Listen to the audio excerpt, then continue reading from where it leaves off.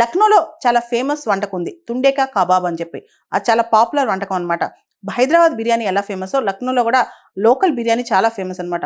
అక్కడ సనాతనంగా traditional recipes ఉంటాయి, cooking methods డిఫరెంట్గా ఉంటాయి, ఈవెన్ కమ్యూనిటీ కుకింగ్ ప్రాక్టీసెస్ కూడా చాలా డిఫరెంట్గా ఉంటాయి అనమాట. సో లక్నోకి క్రియేటివ్ సిటీ ఆఫ్ గ్యాస్ట్రానమీగా స్థానం దొరకడం వల్ల అక్కడ కల్నరీ టూరిజం పెరిగే అవకాశం కూడా కనిపిస్తుంది.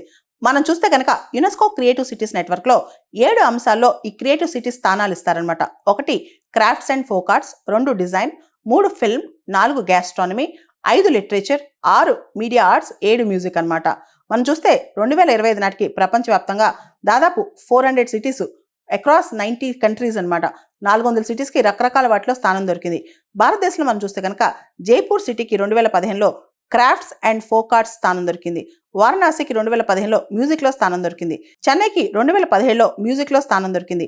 హైదరాబాద్కి 2019లో గ్యాస్ట్రానమీలో స్థానం దొరికింది. శ్రీనగర్కి 2021లో క్రాఫ్ట్స్ అండ్ ఫోక్ ఆర్ట్స్లో స్థానం దొరికింది. గ్వాలియర్కి 2023లో మ్యూజిక్లో, కోయికోడ్కి 2023లో లిటరేచర్లో, లక్నోలో ఈ సంవత్సరం 2025 గ్యాస్ట్రానమీలో క్రియేటివ్ సిటీ నెట్వర్క్స్లో స్థానం దొరికాయి.